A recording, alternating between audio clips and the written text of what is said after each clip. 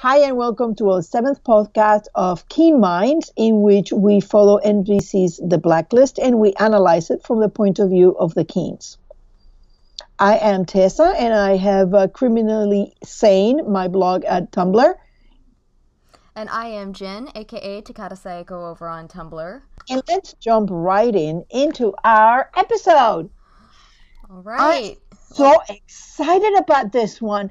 There is so much to talk about. There really is. It's been an interesting... If anybody follows my Tumblr blog, they've seen me get a little feisty the last few days after the episode. And I'm super excited as a Keen 2 fan. And as a Keen fan, I'm, to me, this just keeps getting better. Every time I think it can't get any better, it does. Exactly. So I feel like the excited. people that have been banking on their impending breakout, quote unquote, may be a little disappointed by the time redemption comes around. I think so. I think that by now it's clear that where they're going. It's there is no such breakup, and it makes sense because it's a great way of dealing with having a baby on the series without having a baby on the set. Because whatever we see in Redemption or Blacklist, the baby will be with the other parent. Absolutely. And you don't have to worry about who is watching this child. Like we've wondered for the last 3 seasons where on earth Hudson is. Hopefully Hudson will have I always said they should have just said that Hudson was a rescue dog and they were just fostering him and they finally found him a great home. But apparently Hudson is also a spy dog, so he can't take care of himself, and maybe he's the one who will find Kate Kaplan. Who knows? There you go. Rescue Kate, find Hudson. There we go. All right, well, let's dive into the character development.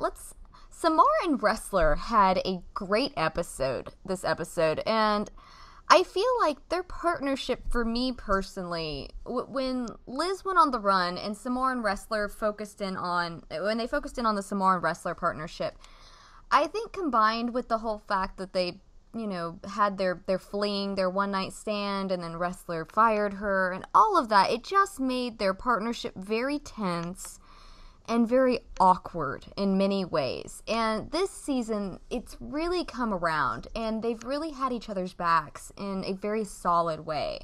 And I think this episode has just been a continuation of that. It's been a continuation. It was terrific.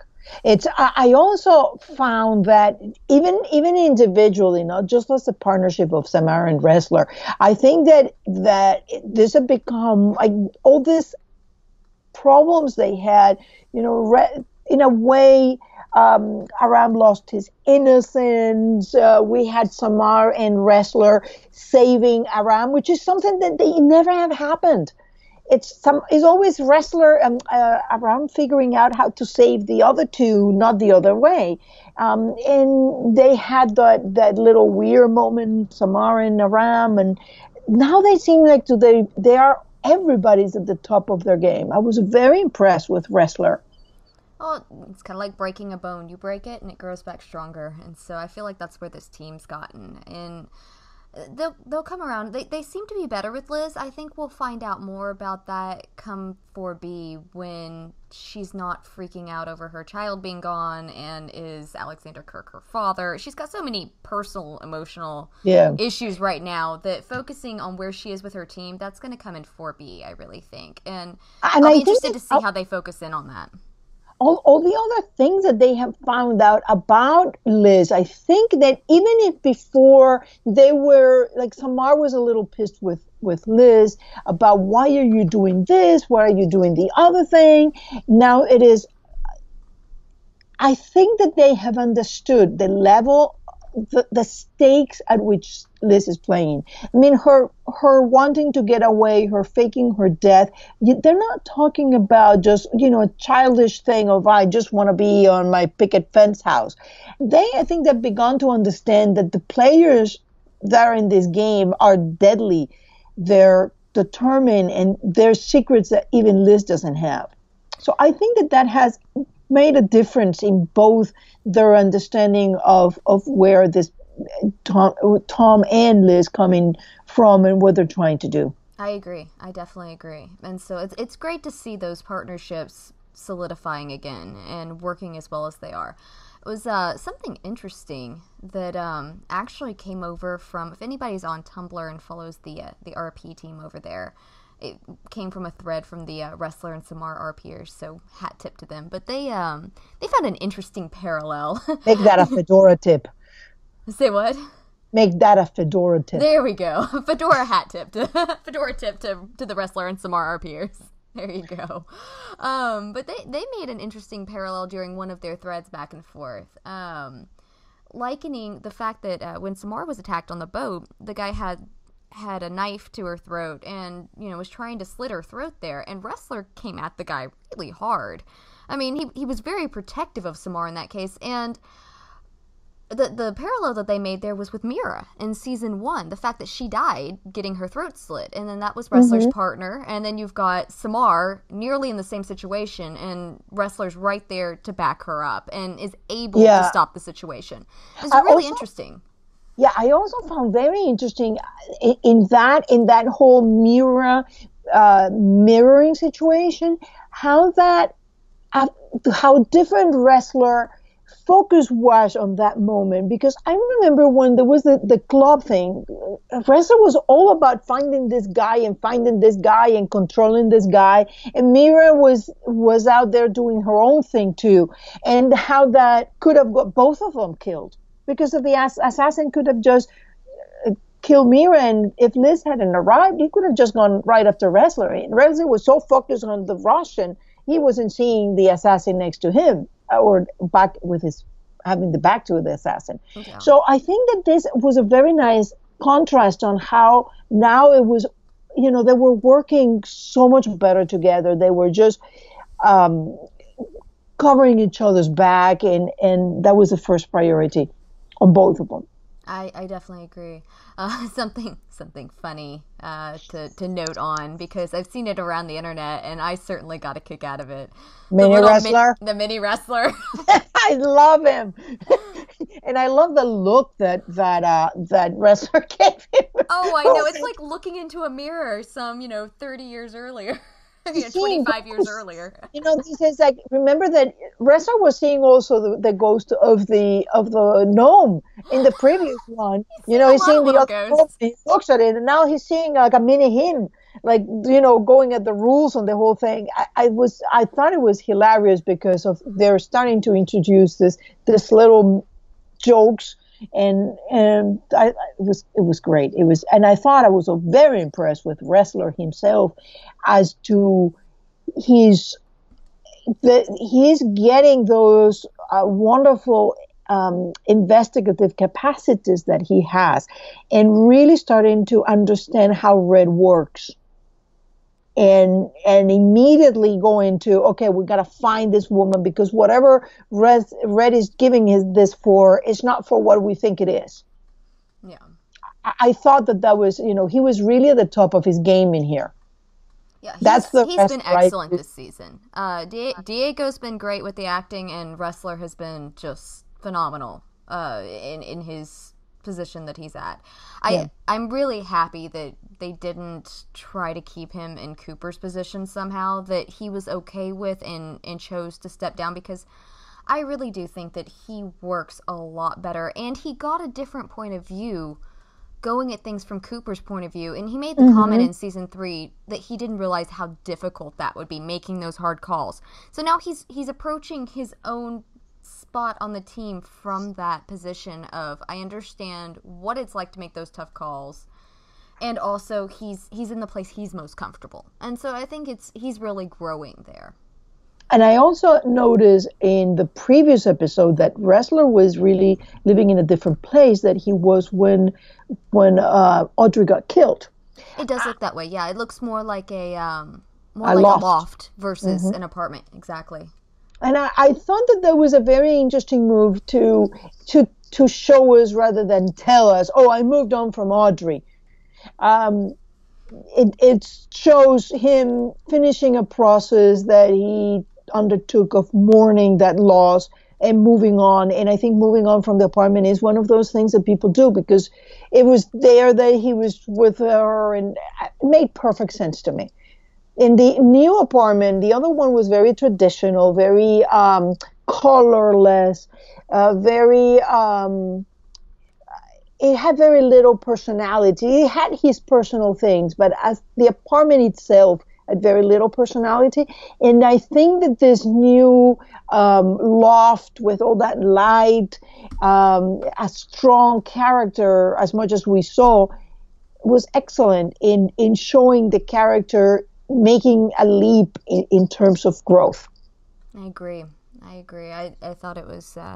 I do want to know where these people find the money as federal agents for these really nice apartments. You have Ressler with this super nice loft. Samar's, as far as you could tell, was very nice. Tom and Liz in season 1 lived in that really nice townhouse with, a federal agent and a school teacher's income.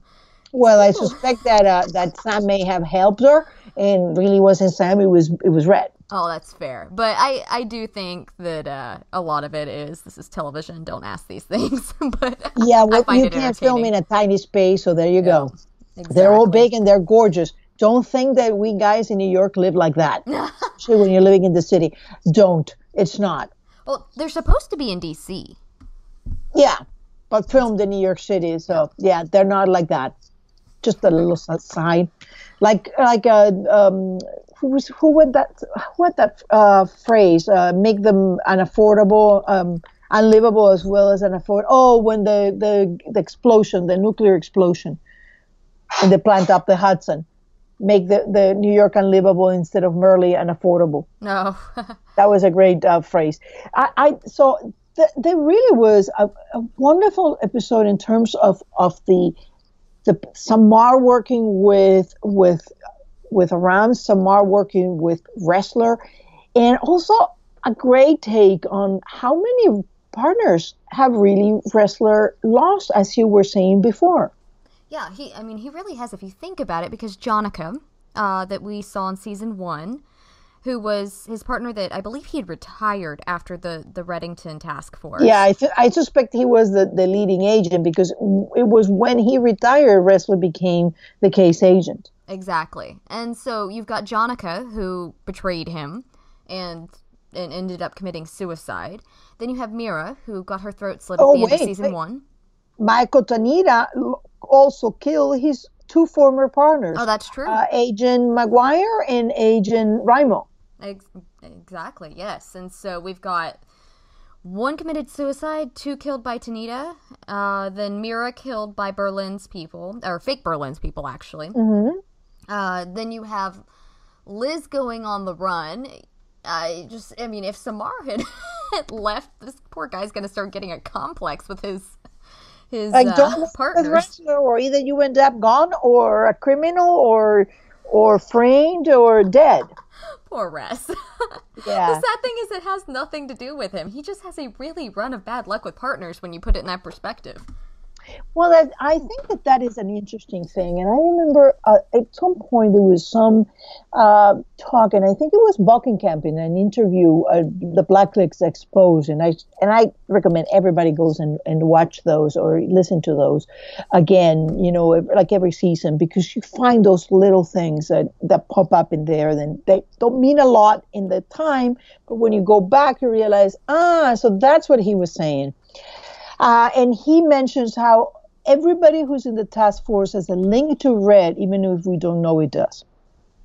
So they know that there is some way they're all related. And I think that Ressler being put in that place has more to it than it looks.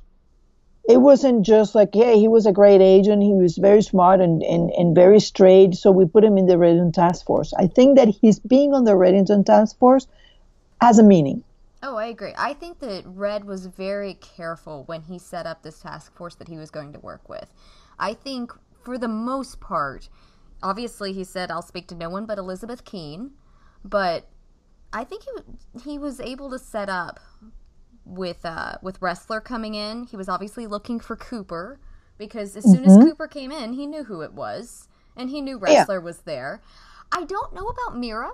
I feel like Mira might have been the wild card for him. I think he got he Well, was Mira more was fond of put her in there later. by Diane Fowler, Mm-hmm. which means that even if Mira didn't know that she was being put there as a spy, maybe she was just put there and she was expected to report just because she was a CIA agent. I don't know that it worked so well if Mira's loyalties became to the team or they were always to the team instead of Diane Fowler.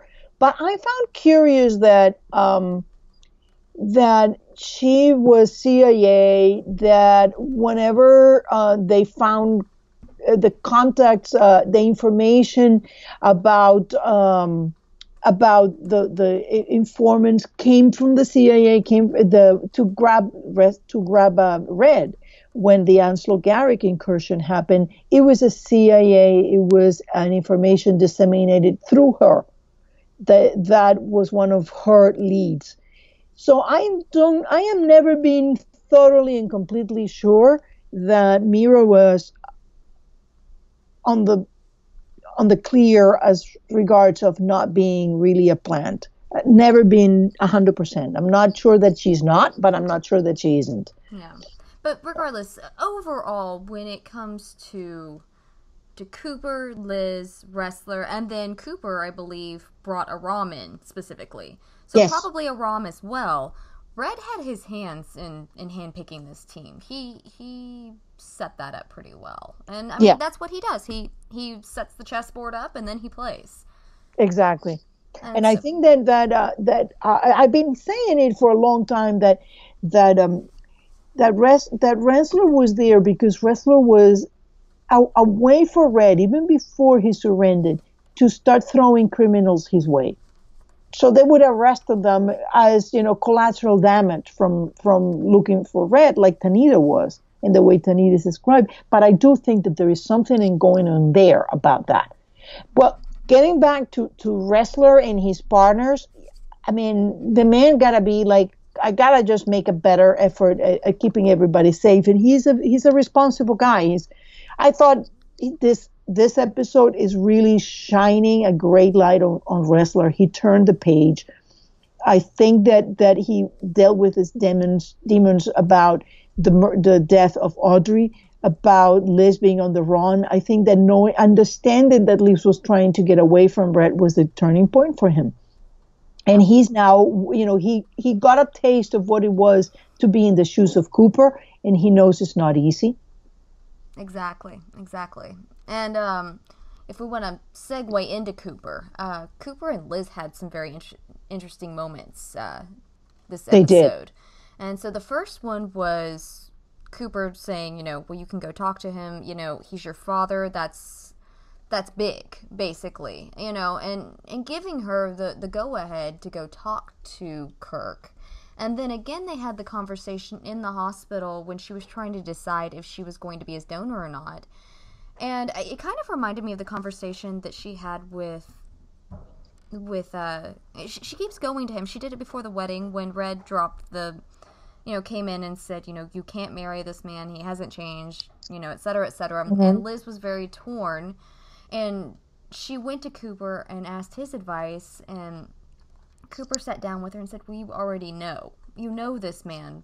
And that's, taking that risk is something that you're choosing.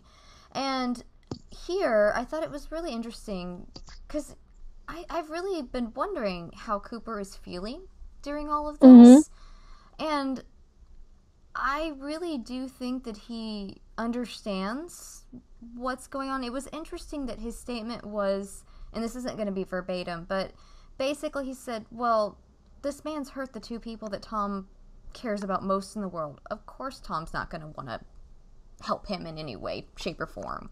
And it made total sense, but Cooper also understood where Liz was coming from. I thought he was just fantastic for her to be that sounding board, that support that she needed right then. Because, I mean, Tom's pretty close in. Liz and Tom are both very close in to the situation to be able to see it objectively. Mm-hmm. And Cooper is that, not an interested third party, but at least is back a ways to be able to provide that objective point of view. And I just, the fact that Liz was able to go to him, and the fact that he was willing to talk to her and to walk and talk with her and have that conversation shows that they are at least moving back towards a better spot, and more what they were in 3B. I also think that Cooper may have some information that we are not aware of. That he's pushing Liz to talk to Kirk while Kirk is in a situation in which he basically can't go anywhere. I mean, he can deny talking to her, but by Cooper also, I gotta say, Harry Lennox shined in that scene. He was terrific in that scene with Liz, especially the second one when he's talking to her in the hospital.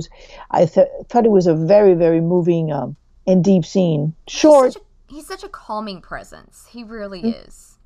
How about do you want to go into Tom and Liz? Yeah, I think that's going to be a fair size section here, because like I said, I've commented quite a bit online, and I can try to remember to go back and reblog and such over to the Keen Minds Tumblr and Facebook and et cetera. But let's jump into that first point. That I swear I've joked with a couple people, if I hear retcon one more time, I'm gonna lose it. Yeah, because I'm sorry, you've got to take a second with these characters.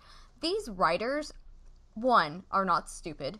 Two, are incredibly talented. They have not given us flat characters. They've given us multi-layered characters with deep emotional situations, and a lot of them have deep emotional scarring. Tom Keen was raised as Jacob Phelps, lost in the foster system, bounced around, never stayed in one place very long, and the first time he ever felt loved by anybody when he was, I think, 28, 29 years old. That is not normal. That is not emotionally healthy for someone to be in that situation. So even hearing Scotty say, "My son was taken from me," that's not a switch you can just flip. And he has no real reason to trust her on that story. He has not built trust with her. He does not know anything really about her, except for the fact that he had to work with her to try to bring Kirk to heal. And if I may put something in here, also, that contradicts what Red says. And however, I think that if he has to choose at this point between trusting her and trusting Red, I think he will go for trusting the evil he knows. I thoroughly agree with that. At least he knows, he has experience with Red. He does not have a great deal of experience with Scotty. And just, there is, you're going to give the perspective of the character development and why you think it's not a retcon. And then I will give my version of why it's not a retcon because of canon. It got nothing to do with being a retcon. It got nothing. This is being set up there like that for a reason. Yeah, I think it's coming from Tom. This is how he's felt for 28 years of his life. He believes that he was abandoned as a child. That is something that is, I mean, he was taken at 3 years old. That is, for that to be your truth growing up, and it's probably something that he had to wear as an armor to really get through the experiences that he lived. He couldn't sit there and say, woe is me, maybe my mother's coming for me. He had to survive his experience. Liz had Sam. She had stability. And so when she looks at things, she can come at it from that stability of being raised by a man that loved her. Tom doesn't have that at all. And so he's coming from it with a truth that he has accepted for many, many years within himself, that he was abandoned, that nobody loved him as a child. And that's not something he's just going to flip because some random woman that may or may not have given birth to him said, "Oh, my child was taken from me." Yeah, especially when after that comes Red and tells him, "Do not reveal your identity because Scotty has secrets and some of them concern you." Think about it. Should just that be the reason? that, let's say there he was, some person took him from the bedroom that night when Scotty and Howard were drunk and had a big fight, and he found himself somehow in the foster system.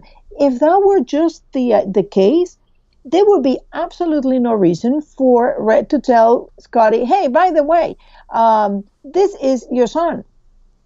Yeah. And tell Tom, "Hey, go tell your mom that you're your mom." She can do a DNA test. I'm sure she kept a lock of hair or something from Christopher. So there got to be a reason why Red is cautioning Tom not to reveal that identity. So that sanitized version of, "Oh, my child was taken and we looked for him and he was just gone, and I've been waiting for the last 28 years that he will be there when I walk into a room," that's a sanitized version. The real truth of that is going to be murkier and messier. Oh, and absolutely. Probably not as kind to someone. And it's coming from Scotty's point of view. Everyone is a little nicer about themselves, especially with nearly 30 years in between. She has managed to, whether she knows she's done it or not, it could be subconscious, it could be conscious, but she would have pushed, my perfect little baby boy. Maybe not, but she only focuses on the best and the brightest of those, 3 years she had with her child, which could be the way she coped, or, you don't know, because we just don't know enough about Scotty. But yeah, we have no idea what the circumstances were. These people were spies too. We've seen other children of spies having not such a good time. So I wouldn't be surprised if Scotty was the one who created a fake abduction to make a point with Howard, and it went wrong and the child got missing, and she's carrying that thing with her and, thinking, if he remembers me, that gets me in trouble. Or maybe was Howard the one who did, and if Scotty finds out, she will kill Howard. Or it may be that he was taking and she refused to do whatever they wanted her to do to get her child back. I mean, it could be a million things. We have no idea. And exactly, I mean, how you're not going to say it's a recon just because, it doesn't fit what Scotty told him. Well, Scotty can lie. In fact, she lies pretty well. Yeah, I kept seeing retcon Friday morning all day long. And he's lying. He's such a liar. He's like, it's a Kim Petey fest. It's like, not really, people. You got to look a little deeper. Just pull up those layers. That's all I'm asking. Pull up a couple layers, think about it a little bit, and try not to let yourself get in the way. And you can go from character development, or you can go from main theory. Like I said, things have to make sense. Exactly. And so that also kind of segues into the differences between Liz and Tom's reaction to Liz wanting to save Kirk. I mentioned a couple minutes ago that Liz is coming from, and I think I've mentioned it on previous podcasts as well, Liz is coming from while she's had a lot of trauma in her background, there's no questioning that. She at least had some years with Sam that allowed for a more stable, solid launching point for her. Yes. And so when she was a little girl and the nightmares came, Sam was there to come into her room and hold sing her. Sing the song, hum the song, and tell her everything was going to be okay. Exactly. Tom had nobody. And so they're coming at this from very different points of view of... And so I don't what it is to be safe and what can you do? Because first, what Tom has to say, well, I actually saved the Major's life in Cape Town, and yet he was going to kill me twice. Exactly. And so to Tom, he's sitting there and he sees this man who did not raise Liz, the only connection Liz has with him is a blood tie, potentially, that they think at the time. And yet this man, who is a stranger, as he pointed, kidnapped their child, attacked their wedding, kidnapped their child, and threatened to throw Agnes from a rooftop. And he's leaving everything that he had done to him. That, for him, obviously, is not that important. No, it's their child. Maybe he's used to. Yeah. It's the child, what he did to Liz and what he did to Agnes is what really bothers Tom. Oh, yeah. Yeah, it's because they are important to him. I can, you just feel his frustration, and it's frustrating And for me as even a viewer. Cooper is partaking of the same exact opinion. Uh-huh. He's saying when Liz saying that Red wants to kill him, Liz saying Cooper asked Liz, "Do you have a problem with that?" Because I mean, at this point, I think Cooper is a get rid of the guy. I mean, he wouldn't. It make it sound like he wouldn't. He doesn't understand why Liz even want to save him. He's gonna spend the rest of his life in prison where he deserves to be, and you are trying to save his life. Why? Well, I mean, if you think about it from the points of view that you're coming from with people like Tom, the threat's not really nullified until it's fully nullified, which means he's either locked away in a deep dark hole somewhere, or death nullifies that pretty well. I would say that even death, because people like Kirk, he knows very well. They got resources. They can spring out of almost every situation, manipulate situations into getting out. So while Tom's not going to go put a pillow over this man's head because he sees the man as his wife's father, but if he's going to die of his own illness, he doesn't see the point in why you should risk anything to save him. And he's much less freaked out when Liz says, "There's no risk to me." As long as there's no risk to Liz, he's like, okay, go for it. Do what you need to do, but just don't let it be a risk to you. Yes, that is a very good point. That is a very good point. But I also make the point that when they find out that he's not Liz's father, he tells Liz that Kirk is not walking out of there alive. I think that he was fully prepared to go kill Kirk to neutralize the risk because, as you put it, he's only neutralized when he's dead. I think it was just that I didn't get that. I mean, I wouldn't put it past him, but I didn't get that watching the scene. I got that his last hope died when Liz could not be a donor. That was his last hope, and that he was never going to make it out because Tom was standing there when the doctor was speaking to them and said that she expected, intracranial bleeding within hours. Yeah, and the patient will be dead by morning. Mm-hmm. Exactly. I don't know. I kept hearing a threat. And there might have been. There might have been. I'm not negating that by any stretch. It's just reading the scene differently. There was a very interesting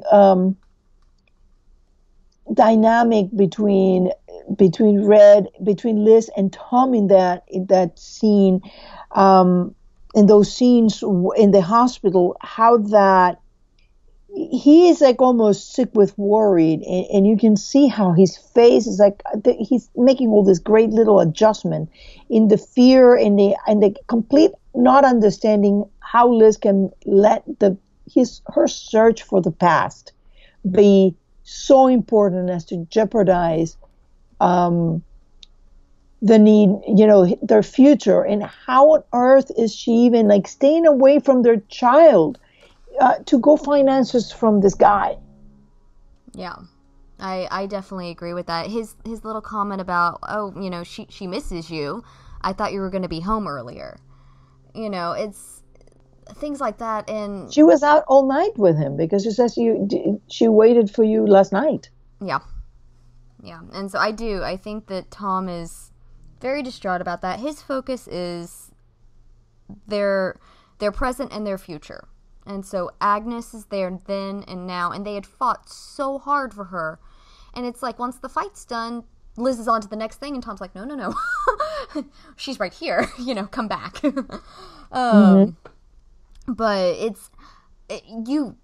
yes, I thoroughly agree with you. I think you hit the nail on the head there with the little adjustments that Ryan makes. And I know that there are a lot of writers within the Blacklist community, so it's probably not something that's, I'm just repeating what a lot of people already know. But in writing, there's a huge push to show rather than tell. Express the emotions rather than say, oh, he was worried, he was anxious. You express it in the small details. And Ryan is so fantastic at doing that. He doesn't have to go on this long monologue about, I'm just so worried. Here are all the reasons why I'm worried. You know, let me tell you how worried I am every 5 seconds that I'm on screen. He doesn't have to say a word. It's within every step, every swallowed word, every small twitch. Even the fact that he leaves Agnes and goes to be with Liz when he hears about this, the idea that she may end up being a donor, and she says, no, she's not a patient, and she's a patient, and you see his face like, what? You know, there she is making decisions that may affect us and our child without even hearing my opinion. And he's fine with it. It's like, I think that both Red and Tom know that Liz will do whatever Liz will think she has to do. Yeah. And it's not that he threw a fit over anything. And I saw someone make the comment that he made her feel guilty over it. I really don't think that's the case. I don't think he was striving to make her feel guilty. He was just being very open with her about his personal feelings, which he had every right to do. Yes, this is the man that she believed was her father, but because she married Tom and Tom is the father of her child and, you know, they are co-parents together, it also involves him as well. You know, and so to ask him about his opinion and then not bother to say, by the way, I'm still going to do this. I've weighed the thoughts and I still think I feel like I have to do this. She just does it. And it's very Liz. And I completely understand her that, you know, things were happening so fast that she felt like she had to make that decision. But it was also more convenient because Tom couldn't talk her out of it. Yeah, well, Tom, I don't think that anybody who knows Liz, I think just the idea that you can talk, look at what Red is doing. Red now tells her you're going to help him escape. In the meantime, he's just doing his plan for when he does. Exactly. So he's not sitting there waiting, oh, let's see if she's going to help him. He knows likely if she gets a chance, she will. In some way, shape, or form. And also that Kirk is willing to manipulate that. There was a point in there that Liz said, you know, I'm doing it because you didn't ask. And all I could think was, he doesn't have to because he's been manipulating you. Yes. Yeah, I agree. There is something very interesting happening in that thing, and I got some wild theories about Rostov really wanting to be in that box, to be captured, and to be put in that situation. Because if you think about it, we hear nothing about him and Odette talking about how they're going to get him out of the hospital. He knows that there is a plan. He knows what the signal is. He knows all of this. And I think that all of this was his last chance to get Liz to give him the donation. To look like the martyr. Yes. And that was what he was trying to do. And since it didn't work, because the moment that they had that hospital flooded with the fake bus accident, that was just his way of getting his people in the hospital all ready to go. So that means that by the time he was in the box, they already knew. They had that on set, ready to go. So that whole thing was a plan. He wasn't taken with the baby after coming back from the ledge as a, you know, oh, great work. You know, you got him out of the ledge. I think that he may have never intended to do that. He may have simply been pushing Liz to those points. Even if there were some emotional, real, true things going on in that scene, that it's how those people undercover pull it off by putting as much real thing as they can. Yep, I definitely agree. I think he's been manipulating honestly, since the get-go with her. I think it's been one big, and it doesn't mean that he doesn't believe that he's her father. He may. Oh, yeah, I think he did believe that. But I do think it's been a manipulation to save his life. And so, real fast, before we switch over into Liz and Kirk, because we've gone a lot into that, but there was one more point I wanted to make with Tom. It was the comment that he made. As far as I've seen, there hasn't been just a great deal of chatter about it online. I may have missed it, but it was the line that said, I didn't want you to do it in the first place, but I admired you for wanting to. Mm-hmm. And I thought it was so interesting because, I mean, he's been so overwhelmed this entire time. And Tom is one of those people. He's never had to focus a great deal on his own emotions because he's always been hiding behind masks of other people. So he's great at reading emotions and faking emotions, but actually focusing in on his own and working through those, I imagine takes a little more time for him than it would the average healthy, emotionally healthy human being. He probably works a little bit slower through those. And I think that the fear and the anxiety of worrying that Liz was going to hurt herself in this so overwhelmed him the entire episode that he did not have it within himself to take a step back like he did at the end once he realized, or at least he thought, Liz was out of danger.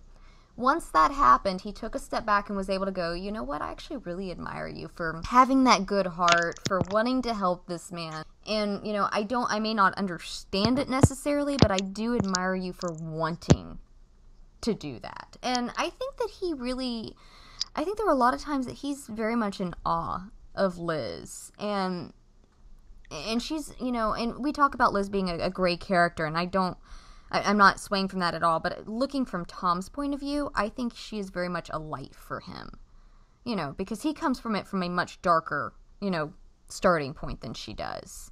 And so I think for him, from his point of view, she's very much a light for him. Yes, I do agree in general there. I am not sure that where Liz is coming from is less dark. I think that we are still to see that the Night of the Fire and Liz's first years were actually had some pretty dark elements, and I'm not sure that there was a lot more horror in there that we have yet learned. I think that's probably true. Yes, I will definitely agree with you on there. With Sam being able to balance some of that out, I think it gave her a chance at a little bit more normalcy than Tom ever had. And so that's really what I mean. But otherwise, I completely agree with you on. Well, on I have a little clue there for people. I have that little clue in there.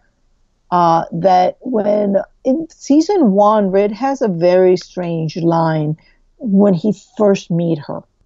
Is a child really what you want? But a baby won't fix what happened in the past. And I think that is a curious way of going at this, because people have a baby. She also mentions her desire of having a baby from I think she says something about having her desire of having a child is a desire of rewrite her past by having children of her own. And Red says having a child won't fix what happened in the past. So there seems to be something about that Night of the Fire and a baby, a child, and fixing what happened. That to me, it speaks that something else happened there that was far more horrible than we think it was. And something that involves another child. Yeah, I'm inclined to agree with you. That's a good possibility. So I don't know that is what really motivates Liz into being so focused on the past. Is that there's something deep inside her, not just finding out who your mother is and who your father is, because there are plenty of adopted children that, really couldn't care less. I mean, they may be a little curious, but not to the point that Liz is. So something in that desperation of finding out who she is and what happened to her, that speaks to me of whatever happens is far more than just, she grabbed the gun and she shot her father. Okay, should we...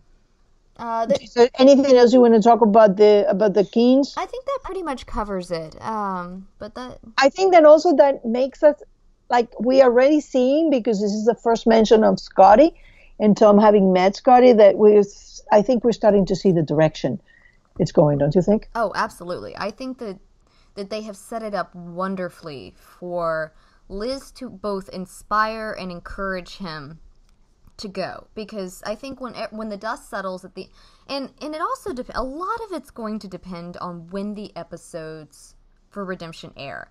If they're going to be a bridge between 4A and 4B, or if they're going to run parallel along with 4B. And if 4B starts a little bit before Redemption, if it's running parallel and starts a little bit before Redemption, we could actually have those lead-in episodes be episodes 9 and 10, if that makes sense. So, like, the first episodes back actually be that door, you know, for Tom to be on those episodes and then get put in. It just, all of that really does depend on when NBC decides. The lead seems to be going not as a lot of people, to people who don't like the character or the Keens together were hoping that they were going to break up, but in the sense of, well, I kind of had some answers about my early life. I encourage you to go and find yours. And plus also, he's going to need something to do, because either he's going to be willing to work with Red, or he's going to be working with the FBI, or he's going to have to go, be a school teacher? I think we pretty much said that, you know, those kind of characters don't have picket fences unless they come with machine gun nests. I like that. I like that. No, I agree. I mean, he's going to have something to do. And hey, you know what? College is expensive. They've got to start saving now. Go work for the private sector and build that nest egg for Agnes. Unless, of course, Liz will inherit, because Kirk was stupid enough to put that in his will and he dies. And then, you know, she might get, eventually Scotty will discover that Tom is her son, and Agnes won't have to worry too much about college. She will have to worry about hiring the right bodyguards. But I don't think so. I think her mom and dad will teach her enough. She'll be fine on her own. You think? Well, she may be. The kid's gonna be a badass. Yep, real bad one. Okay. But yeah, I do think that the way it's going to segue into Redemption is that Liz will be the one to say, just as you said, you know, I found some things out. Now it's your turn. This is bigger than you're willing to accept, and you were basically, by choosing to go look at this, you were not giving us up. And I think that's one thing that scares Tom, is that he feels like if he looks into his past, he may be threatening his future. That is an excellent point. And because of that, he's just like, nope, I'm staying away from this. I don't care. You're all I need. You're all I need to be happy. You and Agnes, that's all I need. And so he's barreling forward, and I think it's going to take Liz to stop him and go, we're not going anywhere. Just because you want to look we will support you in this, just as you've supported me in this. And I think that's going to send him along. And when he has that encouragement from her. Do you think that there might be some other things going on in making him understand that he may need to go there?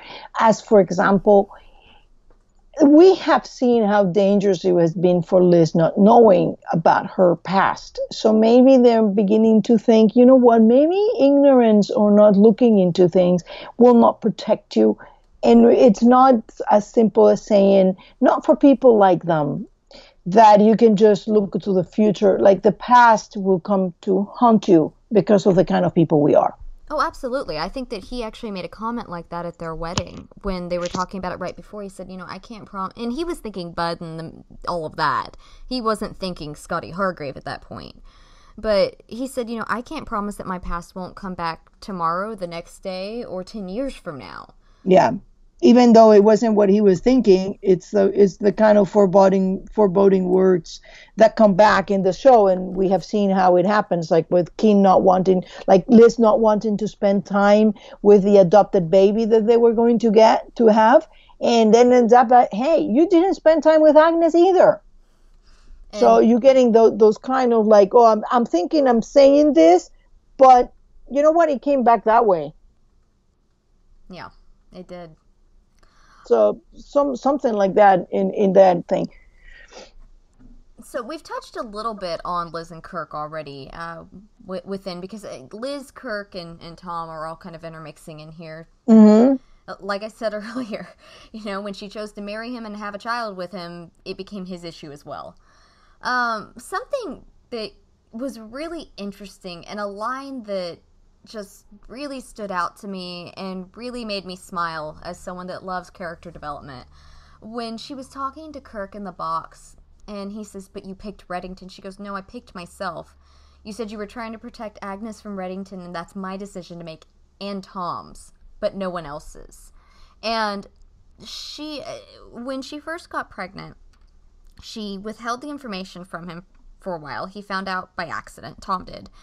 And then she tried to push him out of the decision. And Yes, when finally, talking to the adoption agency without even consulting, telling them that Tom was on board, but he was away for work. exactly. And when she knew very clearly he was not okay with it. And so she kept trying to push him out of the decision. They made the decisions. I think the turning point in there was when she decided to keep Agnes, and they started making decisions together. And they've had some snags along the way. Tom deciding to go after the feed a few episodes ago. Liz, this last episode, choosing to give blood. Undergo a dangerous procedure, Yeah. a potentially dangerous procedure to save her father. Yes, exactly. But I loved that comment because, and it almost, I hate to say this, it almost sounded a little bit like an afterthought, but it's like she was reminding herself, and Tom, because she's gone at things for so long solo. I think that's a lot of it was an afterthought. I thought it was an afterthought. But she caught it in time, She not did. 3 episodes later. But it goes back to the pilot episode where she says that she raised herself. I think Liz has felt like she's on an island most of her life. She feels like she has to tackle every problem by herself. That is a very good point. And I think that's a lot of the issue there with the way she pushes people out. I mean, whether it's her partners at work, whether it's Tom at home, whether it's Red, whether it's, she does that because that's something that's very well instilled in her, and I'm not sure it's something she's ever going to really be able to shake well, but the fact that she caught herself there is huge for her. Mm-hmm. It is. I also think that you just made a very, very interesting point of departure for something that been fluttering in my consciousness, in the periphery of my consciousness, as to Liz having that sense of responsibility that she has to do it for herself. She has to find things out for herself. She has to, as Red tells her, as Tom tells her, that may have sprung very early from that night of the fire. That I think that Liz in that night of the fire had some sort of taking responsibility far above what she was expected to. And it may be very well that she was the one who saved everybody. I'm hoping that at least in 4B, I don't think we'll get it all the way in the end of 4A with only one episode left, but I hope in 4B we get a lot more about that fire. I really think we will. So here's a question for you. Why do you think that Liz felt the need to tell Kirk? I mean, because the man was dying. He was about to die. His immediate reaction was, well, we're just not a match. And she went out of her way to go, it's not that we're just not a match, it's that I'm not your daughter. That was a truth that she could have let the man die thinking he had family that had tried to save him and that loved him. And yet she went, and it wasn't malicious. It didn't sound malicious. And the writer certainly could have put it somewhere else. So it seems very intentional that they chose to have her say that there. Yes, I've been thinking about that a lot. I have a lot of this theory starters. I think that in a way Liz was in a shock. That the way I read it, that she was in a shock. Because think about it. For now, everything that she knows is that Rostov thought her to be his daughter, and for a while, Rostov thought that Red was the father. So if Rostov is not the father, is she coping or starting to think that maybe Red is her father? And that he's been lying to her this whole time. Yeah, and at this point, I don't think that she would be so fast and loose with trying to say, oh, well, you're being, putting yourself above me, because he tells her, you were safe because he thought you were his daughter. So Liz telling him, I think in that moment, I don't see, I think a lot of people are saying, oh, she's starting to play. I don't think so. I think Liz was in a thorough shock, and she had to go and see him because Tom is not at that point going into, well, you know what? Let me kill him.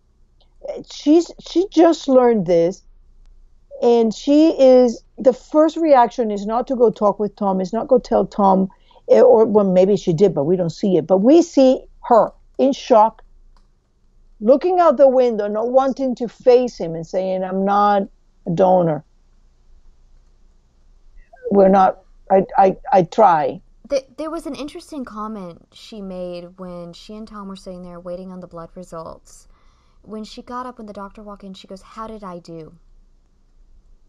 Like, it was all on her. And if she wasn't a match, somehow it was her fault. She didn't try hard enough. Mm-hmm. Yeah, it's that sense of responsibility that she has. It's all about her. It's all she has to do. I thought that was Liz in shock, and my husband is like screaming at the TV. Somebody tell that woman to stop doing like blabbing when she shouldn't. And I think that I was like, I'm totally with you. Yes, she shouldn't be blabbing. She should have kept her mouth shut, because what people fail to see is that when you know things and you don't say things that you're in a position of power. That's what, and that's what Ressler gave up the moment he kept telling Hitchens that he knows he killed Wright. And it's also the place that Red's trying to put Tom in with Scotty. Yes, it's the position of power. You know things, don't say anything. And that is something that doesn't come naturally to Liz. And I wonder if that goes back to the fact that she needs the truth so much for herself that sometimes it just kind of bubbles out of her. Yes, and she's impulsive. She jumps to conclusions, and I don't think that in those kind of situations she stops and thinks. She's not a chess player. She does not share that with if Red happens to be her biological father, I don't think that she shares that at all with him. No, she's not a chess player. She's impulsive, emotional, and she has this deep need to connect. And I think that at that point, she was just sharing this shock with the man who could best understand the shock. I agree. What was so interesting was Kirk's reaction. And I do think to a degree it was the panic of, this was not something I saw coming. Because he was so convinced that Liz was his daughter. That denial where he just starts freaking out in, full force, so that they had to walk in there and restrain him. A man that's dying. Walk in there and restrain him because he is at least saying, and I think he really is convinced at that point, that Red doctored it. That Red is trying to keep her from saving him. And his paranoia is just through the roof on that. And the funny thing is, when Liz called Red, like she accused him of it. But something about the way she said it, she's accused him of so many things over the last 3.5 seasons. Something in it almost rang to say, I'm asking you about this because it's possible, because you're Raymond Reddington and you've done things that I've wanted to, slap you for before. But I don't think she believed that he did. I don't think that is the last option that she's letting go, because I think that there is entirely possible that there is a third man who's a father. I also think it's entirely possible that Red never wanted to know if he is the biological father.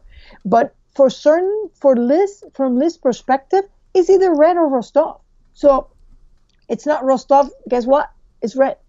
Yeah. And so, but I will be very fascinated, especially with the both the NBC promo and the global promo, looking at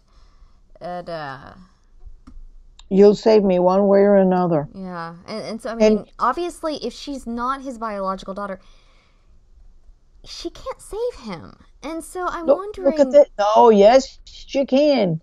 I see. I think that there is. That's when I started to think that there is something else going on here. Because remember the words that Rostov says to her, or Kirk says to her in the box. You've already helped me more than you know. Yes. And then he continues, and then from the promo, he's saying, you're going to help me one way or another. Yeah. And I think that if you put that on top of the fact that Rostov did not have to discuss with Odette the circumstances of his retrieval from the hospital, which is a Navy hospital under heavy guard, that means to me that he has a contingency plan. If she is really my daughter, and you tell me that in all this time he didn't really look and made a little DNA test with blood cells to see whether Agnes was his descendant? Unless he can't tell because Red is the father and Red and Rostov are cousins, so it would be very difficult to tell a direct line from a direct line. And that's what I was wondering, is if, I mean, just with everything lining up the way it is, I'm wondering if he and Red are related somehow. I think they are. I think they're cousins. And to me, that means that Rostov may have either known that Liz was not his daughter and he was just putting a phenomenal performance, or B, he had a contingency plan. If she's my daughter in a match, I'll use her stem cells, and if not, then I will kidnap her and then force Red to come forward, because I think Red is. And I also even thought, usually they say that the men died, relatively young in life, but Kirk has lived 50-some years with it.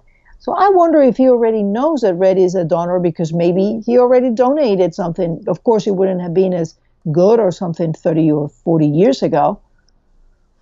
But well, I've gotten the impression that the blood transfusions have worked up until now, and that he hasn't needed a donation up until now. I mean, if you're looking at it, medicine has progressed so much from what his father would have had and his grandfather, and and so I'm sure they have other treatments now that they wouldn't have had for generations past in his family. Yeah, but there is something about that in the fact that I do wonder if they're cousins, and Red didn't inherit it because it was Red's mother. So they made a point in telling us that the disease passes from father to sons, and we think, it is because of Liz. Yes, but Liz would explain it, but it also will work for Red if they're cousins, and Red's mother was Kirk's father's sister. Cousins, half-brothers, anything along those lines. Mm-hmm. I think so. Fascinating things. Very much so. So would you like to move into your parallels and themes? Do we have everything covered? Is there anything else you want to add in terms of Liz and her need to know the past?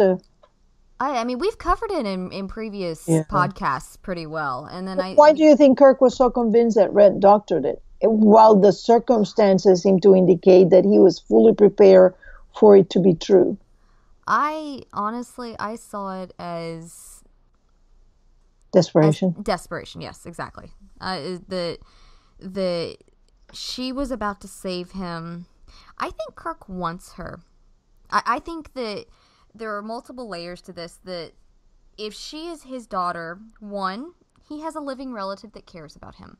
That's huge. I mean, it really is. It's huge. And so there's the emotional connection there, that he wants her to eventually love him. Two, if she is his daughter, he won. Even if Red slept with Katarina, even if they had an affair, even if Katarina loved Red more, the child is Kirk's. And he won. And so, I think that there's a deep emotional situation, but I also think that there is an ego situation there as well, because this man is a huge egotist. Yes. And very similar to Red in planning. I think Red has, a better emotional and ethic, if you want, but they are very similar. Yeah, they are. That's more and more, and I think you were the one that got me started on even contemplating, and I wasn't on board first off, but with Red and Kirk being related. And the more that it's starting to lay out, the more I think I'm going to have to go, yep, Tessa was right, and add it to the list. Yeah, Because you have quite a list going. I do. It is. I don't know. I just find it so interesting. All these things that we're seeing in terms of parallels, and I just love. People are complaining about the drop plot points and dangling ends and drop. They call them drop plots. I think that if you make the list of the things they have connected so far, it's pretty impressive. Oh, it is. It's And just patience. Just a little bit of patience goes a long ways. They've tied things in lately. I mean, even just looking at the Samar and Mira, parallel that we were talking about earlier in the podcast. That's something that ties back to season 1. We've had multiple things tied back to season 1. And I think I saw someone complaining about the symbol and everything. And this is a little personal prediction of mine. The symbol on Tom's box, which was also on Gina's box, which also looks very much like the scar on Liz's palm. I think that we're going to, because we'll get a lot more about Tom's past moving into Redemption. I think the box came back up in season 3. So I do believe that we're going to see it again in Redemption because it was connected to the backdoor pilot. It was when we saw the box again. It's going to come back up in Redemption. And I'm wondering if it has to do with Tom's past versus having to do with St. Regis. Because I have a lot of thoughts of that, and I think I've made a few posts about that's a sign connected to his childhood. Yeah, and so because he's used it twice on his box and on that folder, so we know it doesn't have to do with Red because there was incriminating evidence in that folder against Red. Gina's box, which if they grew up as close as they would be, then he might have given it to her. Yeah. Also, if you notice, Tom's box is older. The symbol is carved and burned into it. And Gina's is a badly made box that almost looked like the symbol was just painted on it. So I think that I have this thing in my head that maybe when he was taken with a box of toys. Might have a little toy box. Yes. And that somehow he's going to see a picture or something when he starts working for Scotty that is going to confirm that, yes, this is the truth. And that's how we're going to start seeing. That might be how they connect that eventually Scotty, if she doesn't know, I think she does, that they're one and the same. But there is something in there that I don't think goes to anybody but Tom's. And it's if you really study the boxes, Gina is like it's what a 15-year-old boy or an 18-year-old boy will carve for a girlfriend, kind of like, we're together. Maybe as they go into separate missions for the first time where they're going to be apart, and he, gives her something. Yeah. It's an attempt of connecting with Gina. Yeah, in their own little spycraft sort of way. Yeah, well, that's best they can. They're not in that. Probably neither one of them were in great circumstances. Gina either. Right. The major wasn't picking up great, like, hey, kids with great families with wonderful background. No, he was picking up kids that fit his profile and had nobody to care for them. Yeah, but I do think that moving forward we'll get more information on that. And if my theory of the Hargraves and the Bristows and Reddington knowing each other when Masha and Christopher were kids, if that pans out, that could make sense why it looks like Liz's scar, and why those are all connected. Is if they had a team of sort, a group, some sort of task force of their own for whichever government they were working for at the time, whether it was the Cabal, whether it was the American government, the Russian government, whoever they were working for, if they had a little team of their own, the previous generation, it could have been something connected to that. Imagine if that box is the box where the part of the fulcrum was originally put in. And who had it was the Hargrave, and he stored it in the presidential thing, but he never told Scotty, so Scotty couldn't retrieve it, and Red went in to retrieve it because he hasn't been apparently in a room for 4 years. So there's a lot of things that could be with that. or it could just simply be because I made a little thing. I tied something in my wrist as if I were being tied somewhere. And if that uh, material of being tied were to be on flames, it would leave a scar just like Liz. I don't know if you saw my post, but if you haven't, go look at it. It's pretty bare to what that scar of Liz. So maybe that was just a red herring. Yeah, but I think we'll get more information on that because I mean it's too similar to not be linked, I think. But okay, so do you want to move into the parallels and themes? Yeah, well, there was a sailboat that Denver finds in the magazine, which is funny because Red couldn't spot it. Makes me wonder if Red not being able to spot the boat in particular means that Red is either mourning for Kate or out of his game because of what happened to Kate, or because of this is happening with Kirk, or he's off kilter for something. But I thought it was an interesting thing for Red not to be able to spot. And of course, Adrian Shaw is working in a ship. There is lots of things. Then we got Russian, because now we got all of Rostov men and Odette are talking Russian. And in the previous episode, we had Liz speaking Russian, which we didn't even know she could do even a few words. And I think her Russian has been coming back to her. I mean, at least on a 4-year-old's level. On a 4-year-old's level. It's not like she was, dictating a full speech or anything. She was saying please, father, in Russian. And so, I mean, with pet names and that sort of thing, it's not like she's gone into a full dialogue with him in Russian. I agree. A 4-year-old's vocabulary, yes.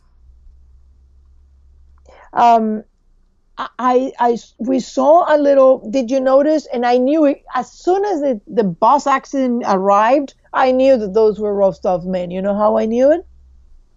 They were wearing plaid. They were wearing plaid shirts. Of course they were. I knew that they weren't what they looked like, and I thought, okay, so this is how Rostov is getting out of that hospital. I did not catch that. I feel like I have failed there. Just be on the lookout. Be on the lookout. Now, whenever I see a plaid, it's like, oh my God, there's something. Somebody's lying. And then I'm like, oh no, it's not the Blacklist.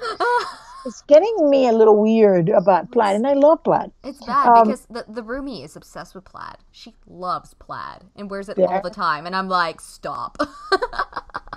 What are you hiding? Tell me the truth. You're not who you say you are. Is your father a spy? Oh, that would be interesting.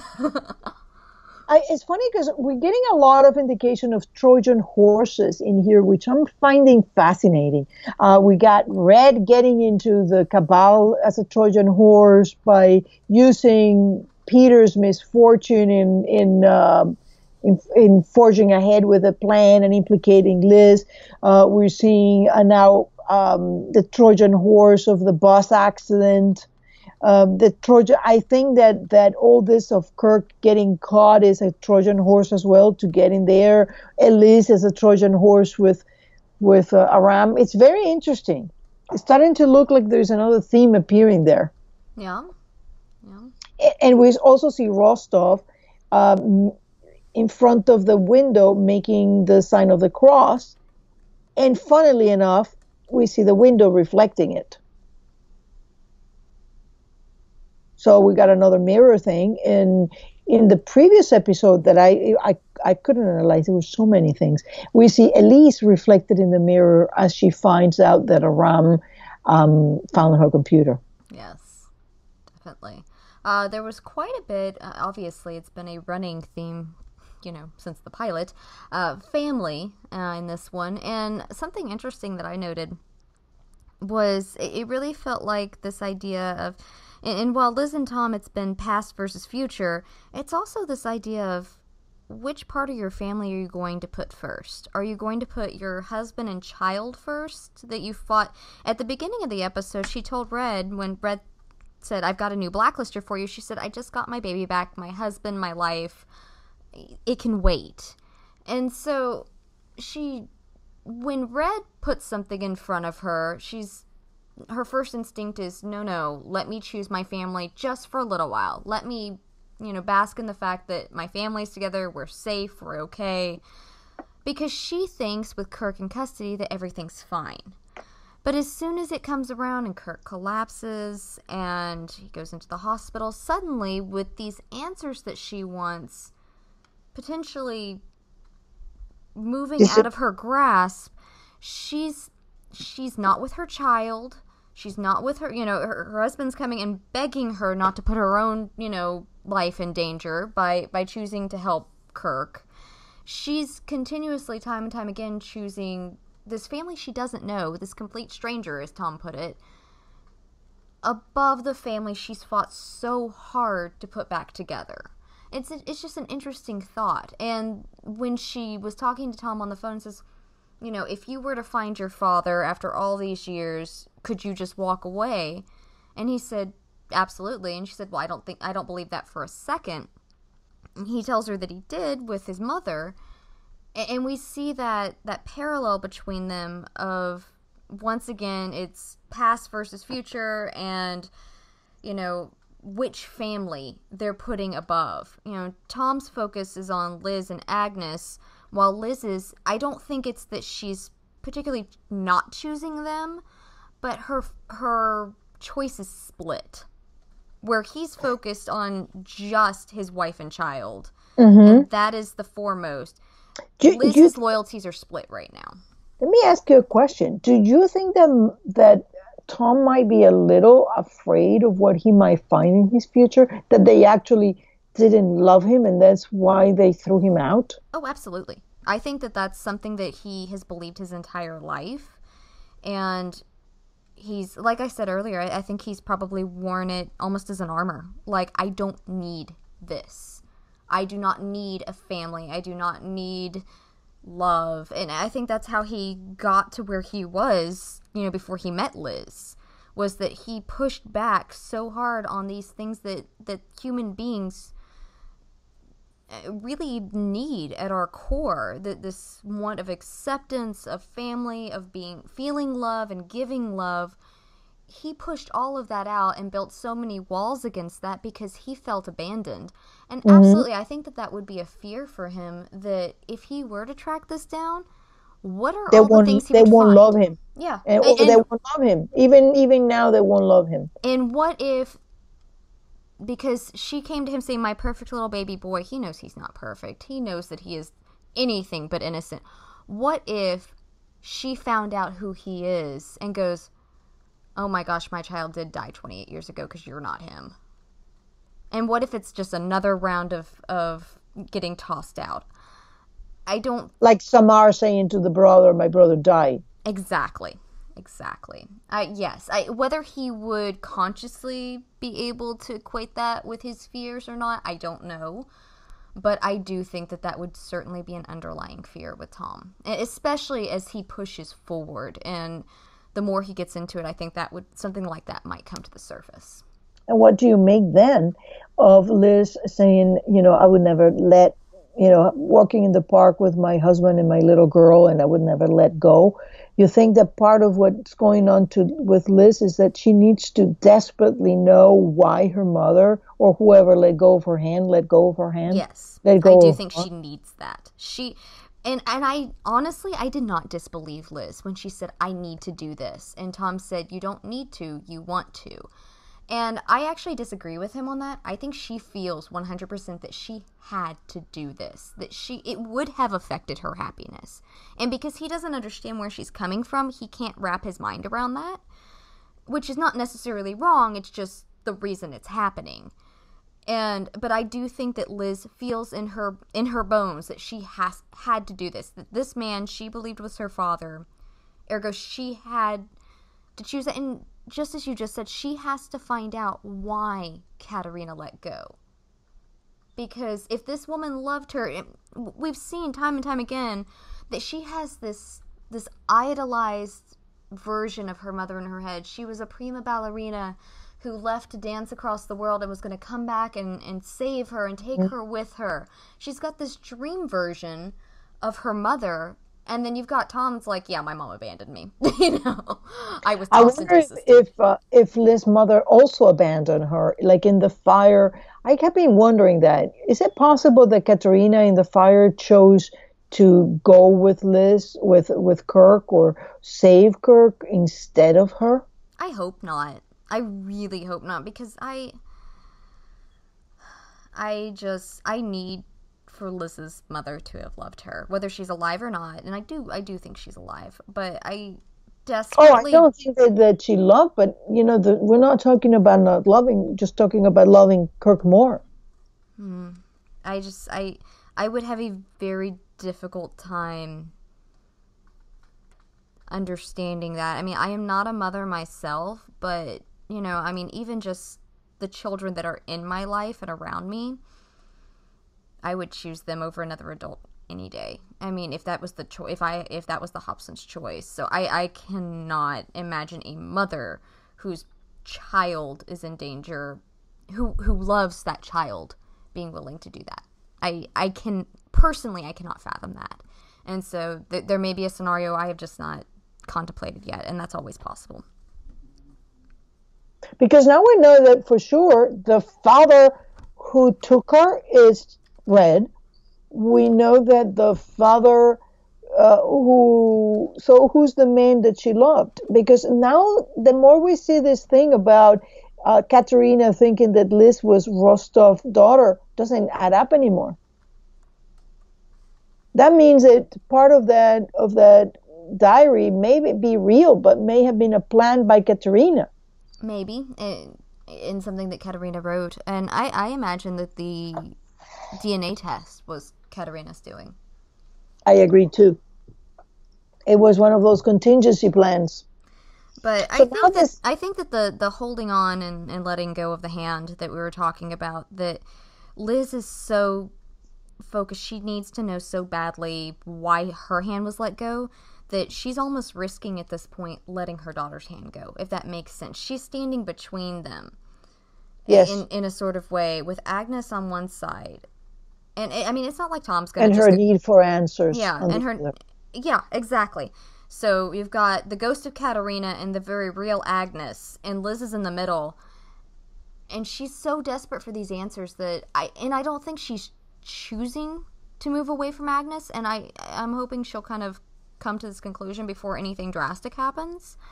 But I do think that there's a little bit of that. I mean, because she wasn't home. She wasn't with her daughter. And these are very important times. She wasn't with her daughter at a crucial time in her development because Agnes was taking away. Because first she chose to fake her suicide, not knowing if she was going to be away from Agnes, for a month or 2 or 3 until it happened, until it was safe for Tom to return. Yep. And she chose that over the reality of Agnes. She chose again the staying with Kirk over Agnes.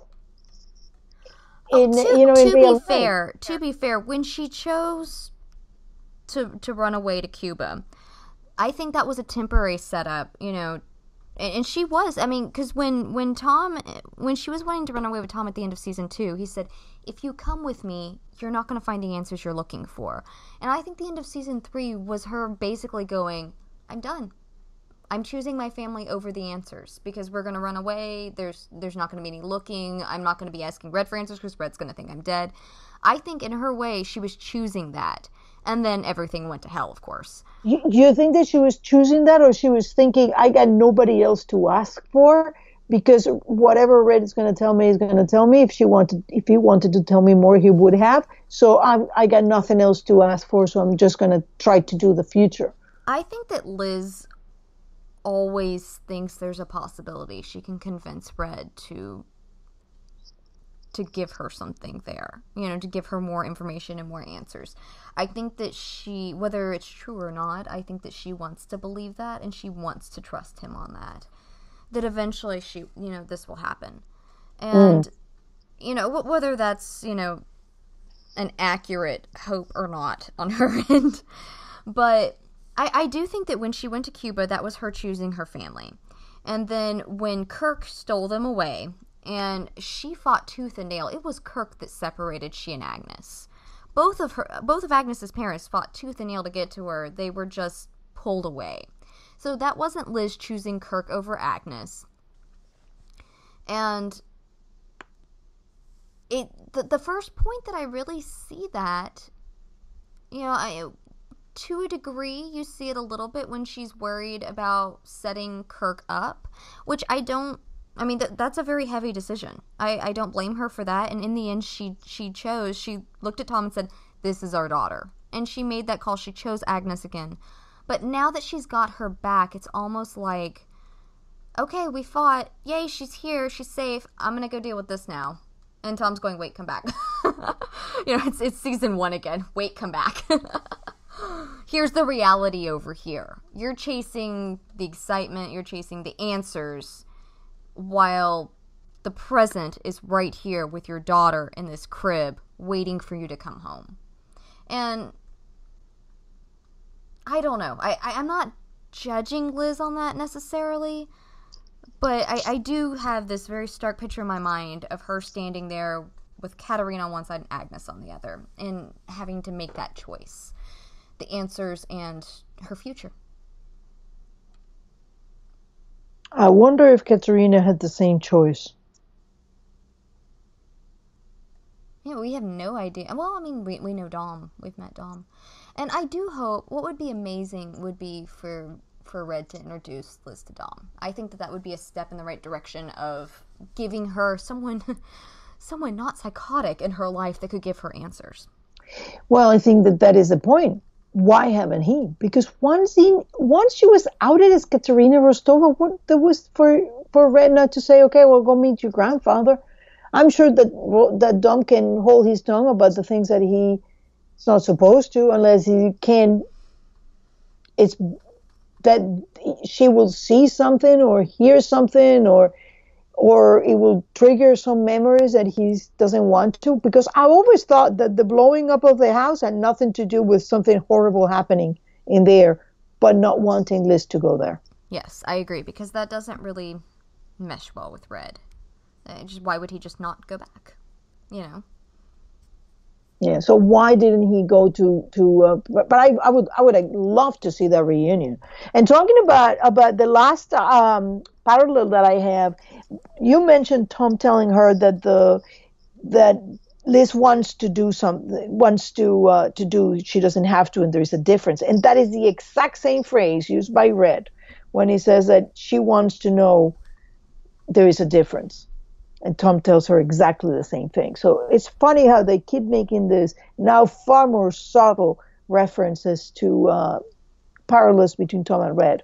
Well, I mean, I think these are the two men closest to her at this point. And, these are the men that know that know that it's just not even worth fighting her sometimes, when she gets into that rut that she does of, I want to do this.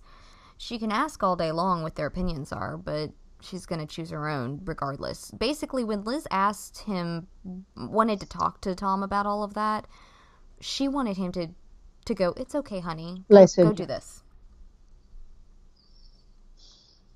Very, very interesting. By the way, did you notice that the way Kirk did the sign of the cross is the way of the Russian Orthodox different from it went from left, from right to left instead of left to right, which is the way Catholics do it. Oh, interesting. No, I was not aware of that. Well, you're a Christian. I am. So I was raised Baptist, though, so that's a bit outside my purview. Okay. Well, Catholics and most of Christians do it in one way, and the Eastern religions do it the other way, going on the other shoulder. That's really interesting. So there you go, and you're introducing again the Russian Orthodox, which makes sense. Most of Russia was Russian Orthodox. There was a small hold of Catholicism, but very little. All right. Well, I think that about wraps it up then, doesn't it? It does. Do you want to go into our, let's go very quickly into the questions of the Right. week. Okay. So the question of the week was, why do you think Liz is so hellbent on finding out about the past while Tom is equally motivated to look to the future only? Okay, I got it here. Well, Go Girl 1239 says, I think Liz is forever stuck in her past because of the half memory she has, not knowing which one is real or not. I think it's a very valid point. Right. And then Cindy over on Facebook said, I think Liz is intrigued by what she's learned about herself. I mean, how many young women have a past they can't remember? Half the criminal world is after her. Liz has too many gaps in her life that she wants answers to. Tom, on the other hand, because he has led such a criminal life, doesn't care about his past, only the present and future.